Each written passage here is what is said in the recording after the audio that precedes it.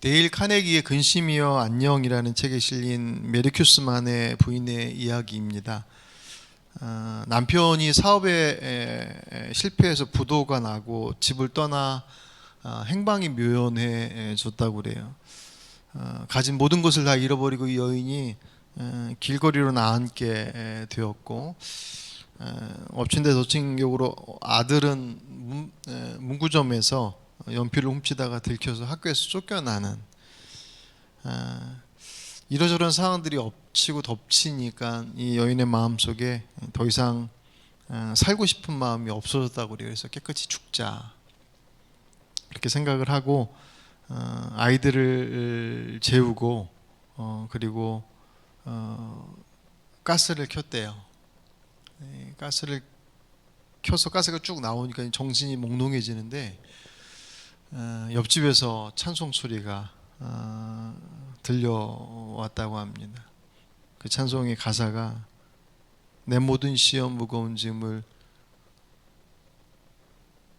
주 예수 앞에 아뢰면 근심에 쌓인 날 돌아보사 내 근심 모두 맡으시네 무거운 짐을 나 홀로 지고 견디다 못해 쓰러질 때 불쌍히 여겨 구원해 주리 은혜의 주님 오직 예수.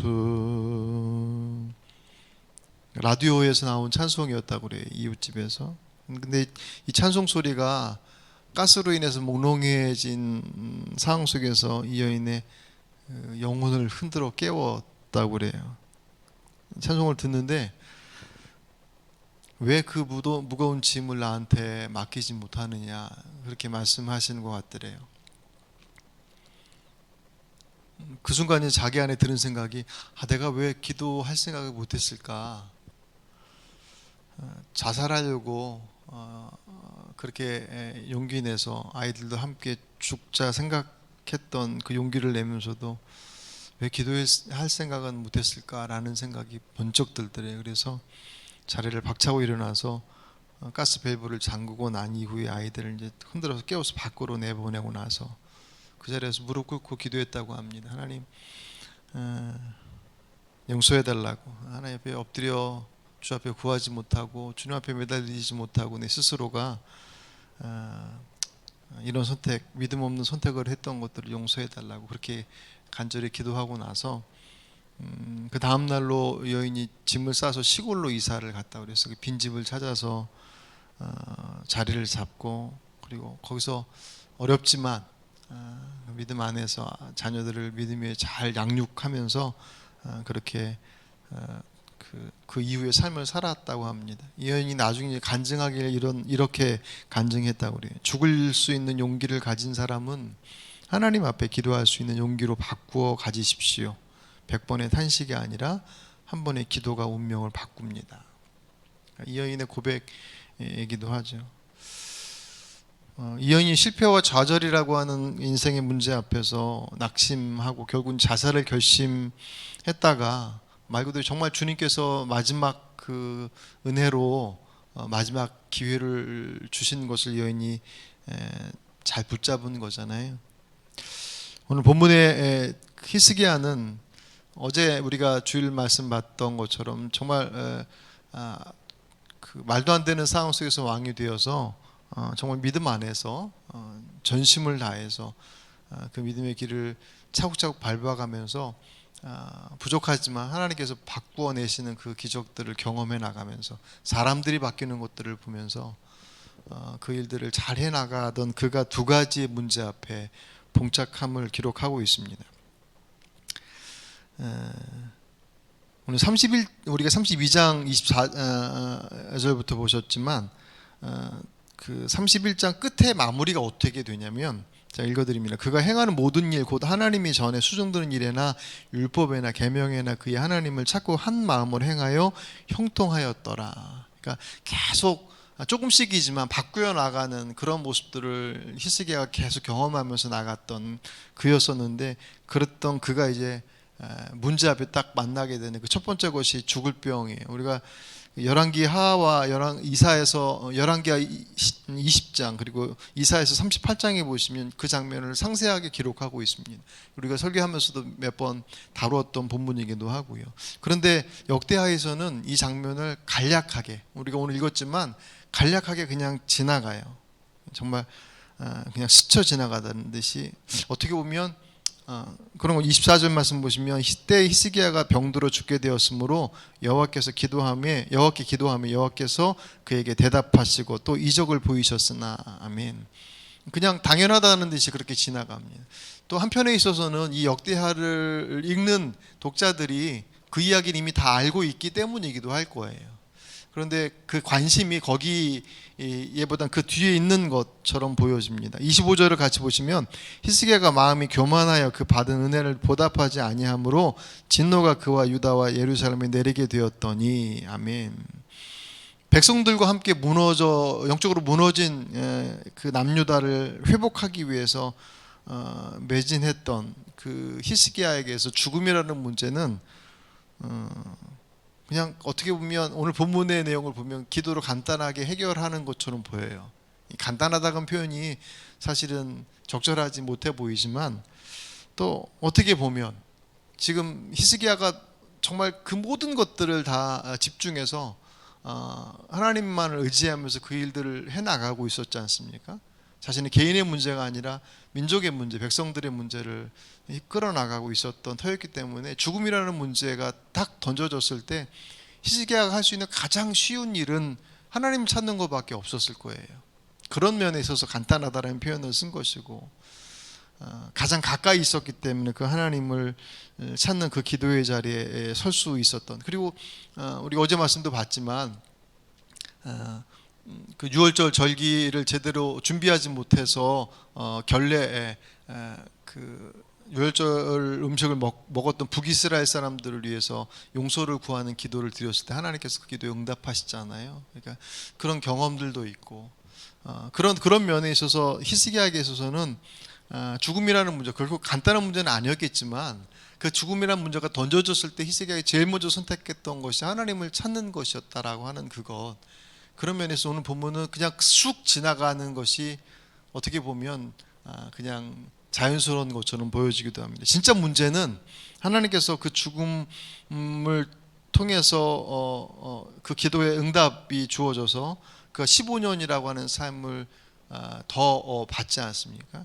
그리고 난 이후에 그 축복이 그에게 있어서는 오히려 올무가 되어지는 모습, 오늘 본문에서 그것을 교만이다라고 표현을 했습니다. 히스기야가 죽을 병 걸렸다가 나았다라는 소식이 들려지니까 바벨론에서 사람을 보냈어요. 친서와 예물을 보냈는데, 물론 정말 축하한다라고 하는 어떤 그런 개인적인 관계 때문이 아니라 정치적 그때 당시 국제 정세 속에서의 바벨론의 정책 선택이었죠. 그거는 어쨌든 31절, 오늘 본문의 31절에 그 상황을 이렇게 설명해요. 그러나 바벨론 반객들이 히스기야에게 사신을 보내어 그 땅에서 나타난 이적을 물을 때에 하나님이 히스기야를 떠나시고 그의 심중에 있는 것을 다 알고자 하사 시험하셨더라. 이 장면은 조금 해석하기가 조금 애매하게 돼 있어요. 그래서 세번역을 봤더니 세번역을 조금 다르게 표현했어요. 심지어 바벨로니아 사절단이 와서 그 나라가 이룬 기적을 물을 때에도 하나님은 그의 인품을 시험하시려고 히스기야의 마음대로 하게 두셨다. 그러니까 정리해서 보면 바벨론이 히스기야의 어떤 치유를 핑계로 인해서 이 격변하는 국제 정세 속에서 한 나라라도 자신의 편을 만들고자 동맹을 이루고자 그렇게 제스처를 취했는데, 그러면서 히스기야의 치유와 기적에 대해서도 물었겠죠. 그때 이제 히스기야의 반응이 어떻게 나왔냐면, 오늘 본문보다 좀 더 상세하게 나온 것이 열왕기하 20장 13절이에요.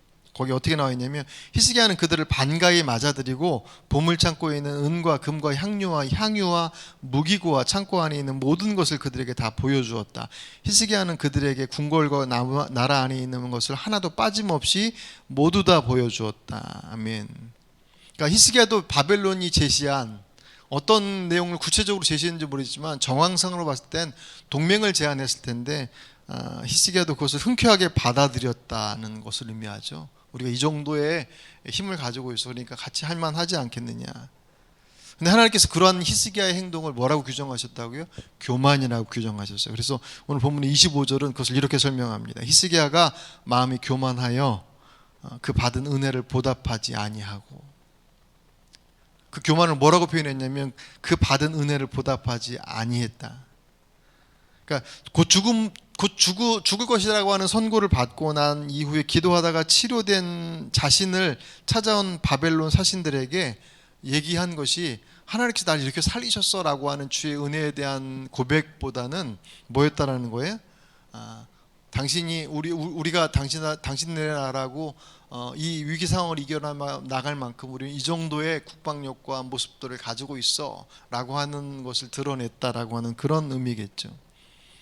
그러니까 바벨론에게 있어서는 히스기야에게 있어서는 바벨론의 제안이 매력적일 수 있어요. 그리고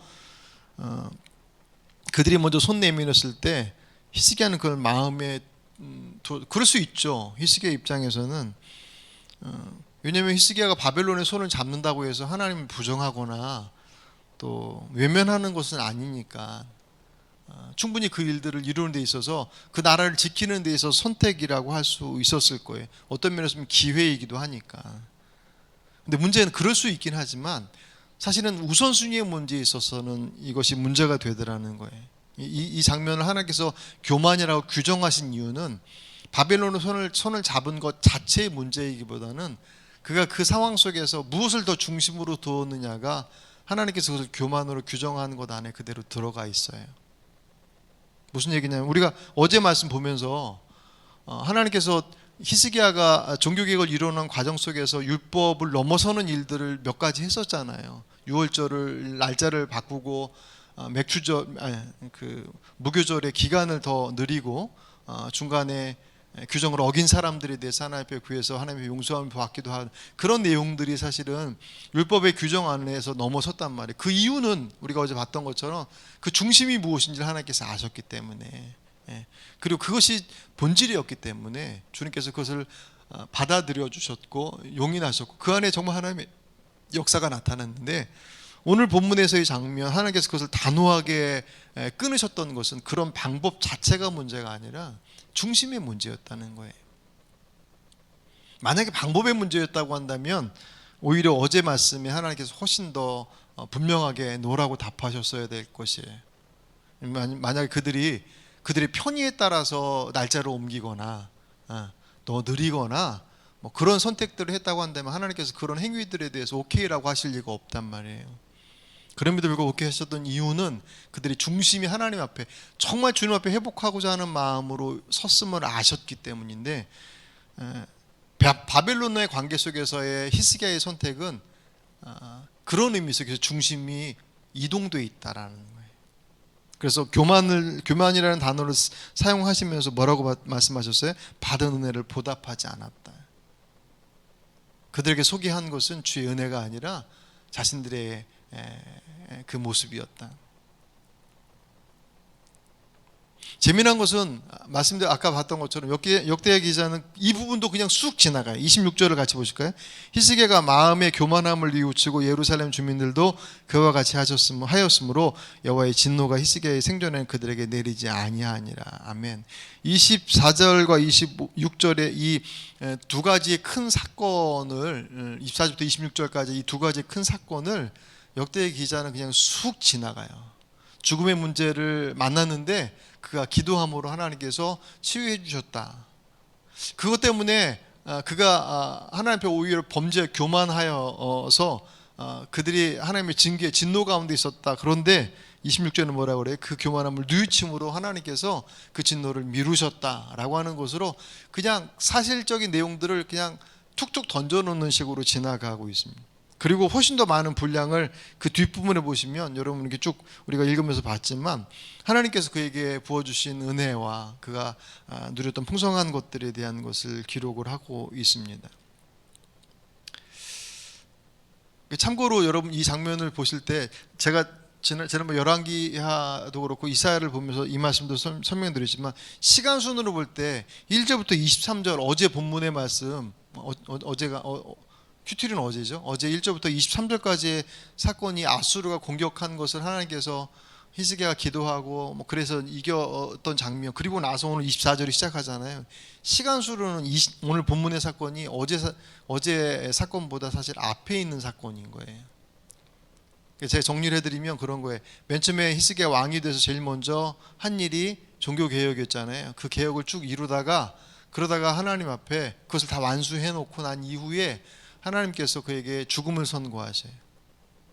그리고 그 유명한 면벽 기도로 하나님 앞에 기도할 때 주님께서 그에게 그 병을 치료해 주시고, 그리고 그에게 15년이라고 하는 시간을 연장시켜 주십니다. 근데 그것을 연장받은 것 때문에 바벨론에서 온 사람들과 그 관계를 맺어가다가 그가 교만함, 그분의 은혜를 드러내지 않고 자신들이 가지고 있는 것들을 드러내다가 주님께서 그것에 진노하셔서 그들의 멸망에 대한 것들을 말씀을 하죠. 진노에 대해서. 그리고 그것을 뉘우치고 하나님 앞에 고백할 때 주님께서 거기에 대해서 그것을 받으시고 그 징계를 미루시죠. 그리고 나서 아수르가 공격해 오는 장면이 24장 1절부터 나오는 장면이에요. 그렇게 보는 게 시간 순으로, 이게 왜 중요하냐면, 그렇게 놓고 보면 히스기야의 지금 이 질병으로 인해서 고침받았다가 교만함 때문에 하나님께로부터 진노를 받았던 그 사건이 그 인생의 말년이 아니라 그 중간으로 자리를 하게 돼요. 그러니까 히스기야도 인간의 연약함을 가지고 있기 때문에 굴곡이 있는 사람인 것은 틀림없는 것이겠죠. 분명한 것은 그것이 히스기야에게 있어서 그 인생을 주저앉힐 만한 것이 아니라 그 속에서 더욱더 단단하게, 그 증거가 24장 1절부터 23절에 아수르에서 공격하게 들어왔을 때 히스기야에게 보인 반응들이, 죽을 뻔하다가 살아난 이후에 주님의 은혜를 경험하고 난 히스기야는 그 이전에 종교개혁을 단행했었던 그 히스기야의 모습보다 훨씬 더 단단해져 있는 모습이에요. 그러면 훨씬 더 이해하시는데 편합니다. 이 말씀을 왜 드리냐면, 결국은 오늘 말씀 보면서 정말 다시 한번 확인하게 되는 게, 진짜 문제는 문제가 있느냐 없느냐 하거나 문제의 크기가 아니라 기도가 없다고 하는 거예요. 진짜 문제는 히스기야의 이 상황들을 쭉 나열하면서 오늘 24절에서 표현할 때 죽음에 대한 선고, 하나님께 기도하고 주님께서 그것을 응답하셔서 치유하셨다라고 하는 장면을 쑥 지나갈 정도로 그 문제는 기도의 자리에 서는 것이면 해결되어지는 것을 얘기하는 것이고, 진짜 두려워야 될 문제는 내 밖에서 오는 어떤 문제의 크기라는 것보다는 내 안에서의 교만이라고 하는 거예요. 그러니까 기도가 없고, 근데 가만히 보면 공통점이 있는 거예요. 기도가 없고 교만하다라고 하는 것의 공통점은 내 삶에 하나님이 없다는 거예요. 내 삶의 중심에. 아까 서두에 말씀드렸던 것처럼 기도의 자리는 하나님께로 나가는 자리라고 말씀을 드렸지 않습니까? 결국 교만은 내 삶의 중심으로부터 하나님 밀어내는 것이기 때문에, 오늘 히스기야를 통해서 보여주시는 것들은 사실 다르지 않습니다. 물론 앞에서 영적 회복 훈련을 해왔던 그 여정 속에서 히스기야가 배워왔었던 것이겠지만, 그에게 있어서 가장 큰 문제는 죽음의 문제, 그것은 하나님께 가까이 있었기 때문에 그분께 구하는 것으로 해결했던 것처럼, 그것은 그 문제에 서 있는 사람들에서 문제가 되지 않아요. 더 큰 문제는 그 소리에서 주어진 풍요로움들이 하나님만을 붙잡고 있었던 그들의 삶을 자꾸 한 발짝 한 발짝 떨어지게 만드는, 우리가 교만이라고 하는 단어를 들을 때마다 각자의 생각 속에서 다른 그림들을 그리겠지만, 성경은 결국은 내 삶의 중심에서 그분을 한편으로 밀어놓는 것을 교만의 모습이라고 얘기를 합니다. 그렇게 보면 우리들의 삶 속에서 우리들이 선택한, 우리들의 문제 앞에 내가 어떻게, 오늘 첫 번째 히스기야가 그랬던 것처럼, 또 앞에 그 여인이 거의 그냥 자살, 스스로가 아이들과 함께 생명을 끊으려 했다가 하나님 앞에 나가 그 길을 다시금 생명의 길로 갔던 것처럼, 나중에 간증하면서 죽을 용기가 있다고 한다면 하나님께로 나가 기도하는 것, 그것이 수백 번 수천 번 다른 것들을 행하는 것보다 가장 우선되고 가장 중요한 것이다라고 고백했던 것처럼, 그것이 우리에게 있어서 그 어떤 것보다도 중요하다. 그것은 뭐 새벽 기도를 하느냐, 금식 기도, 뭐 어떤 그런 기도의 양식과 형식을 가지고 있느냐라고 하는 그런 모습들, 형식 말고 그 안에 그 기도의 자리가 결국 하나님을 찾는 자리니까, 거기에 주님께서 어떤 형식이냐라고 하는 것들을 따지시겠습니까?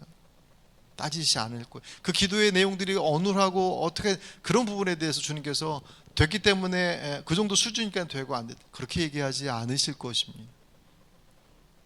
오늘 히스기야가 그랬던 것처럼 죽음의 문제 앞에 하나님 앞에 나가 기도했던 그 모습, 결국 우리의 문제는 문제의 크기가 아니라 기도가 없음이 문제라고 하는 것이고, 또 그 모습들이 우리 안에서 익숙해져 있다고 한다면 또 하나 우리가 정말 중요하게 염두에 둬야 될 것은 오늘 히스기야의 모습을 통해 보여주는 것처럼 보여주신 하나님의 그 풍성함들이 자신들 안에서 주님의 주권과 중심되어짐을 슬그머니 밀어낼 수 있는, 여전히 히스기야는 하나님을 잘 섬기고 주님을 온전히 신뢰하는 사람이었음에 틀림없어요. 그런데 그 중심에서 하나님을 밀어놓는다라고 하는 것은 그렇게 대단한 일이 아닌 것처럼 보인단 말이죠. 다행히도 히스기야가 하나님께서 이사야를 통해서 바벨론과의 대화를 확인시켜 주면서 당신이 무엇을 했는지에 대한 것들을 이렇게 얘기했을 때 히스기야가 바로 그 자리에서 인정을 해요. 그리고 그가 그 뒤에 아수르의 사건들을 통해서 봤을 때 히스기야는 그 이후에 15년의 삶을 믿음 안에서 잘 마무리 지었던 것들을 보게 됩니다.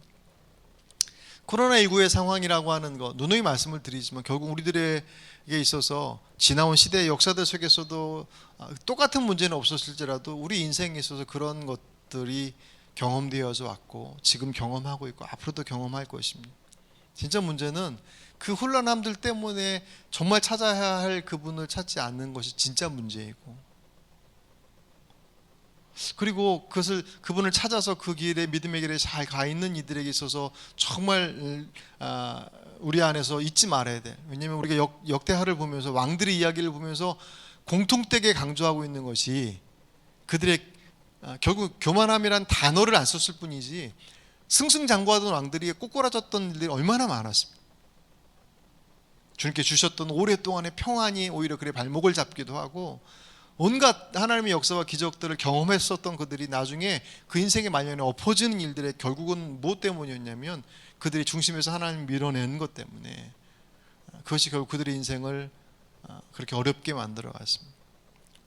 저와 여러분의 삶의 자리들 속에서 내 안에, 내 문제 앞에 기도의 자리가 어떤 위치를 차지하고 있는가라고 하는 것들을 바라보시고, 그것이 단지 기도 행위가 아니라 정말 하나님을 찾고 있는 것인지에 대한 것들을 바라보시고, 그리고 내 안에 오늘 히스기야처럼 내 중심의 그 하나님의 모습들을 확인하는 것, 그것은 어떤 누구도 사실 예배가 없더라는 거죠. 정말 겸손한 사람일수록 주님께서 나와 함께 하심에 대한 것들이 훨씬 더 민감합니다. 오히려 그렇지 않은 사람들이 훨씬 더 무디죠. 자신감 있고 문제 없다고 생각합니다. 오늘 이 특별 저녁 기도의 기간이 제가 준비하면서도 그런 생각이 참 많이 들었습니다. 어쨌든 우리들에게 있어서 정말 붙잡아야 할 것이 자명한데도 불구하고 여러 가지 삶의 분주함들이라든가 또 우리들의 생각과 또 그 순간순간에 터져지는 여러 가지 감정적인 것들이 우리들을 막 좌우로 흔들어대어지는 이 시대의 혼란함들 속에서 우리가 이 시간을 구별하여서 하나님 앞에 예배함으로 또 그분 앞에 나아감으로 정말 붙잡아야 할 것이 무엇이며 우리 안에 지켜야 될 것이 무엇인지에 대한 것들을 다시금 확인하고, 히스기야가 그랬던 것처럼 오늘 성경이 그 글을 위해서 그 기록하는 장면, 오늘 마지막 장면에 그 33절을 보시면 그가 죽고 난 이후에 백성들이 어떻게 그를 표현하냐면, 히스기야가 그의 조상들과 함께 누움에 온 유다 예루살렘 주민이 그를 다윗 자손의 묘실 중 높은 곳에 장사하여 그의 죽음에 그에게 경의를 표하더라. 앞에서 봤던 왕들 중에는 묘실에 들어가지 못했더라 했던 왕들이 되게 많았어요. 우리들의 삶이 정말 그렇게 주님께로 인정받고 또 남겨진 후손들이 봤을 때 경의를 표할 만한 그런 믿음의 삶을 살아가시는 저와 여러분의 삶이 되시길 주의 이름으로 부탁을 드립니다. 잠깐 기도합니다. 주님 감사합니다.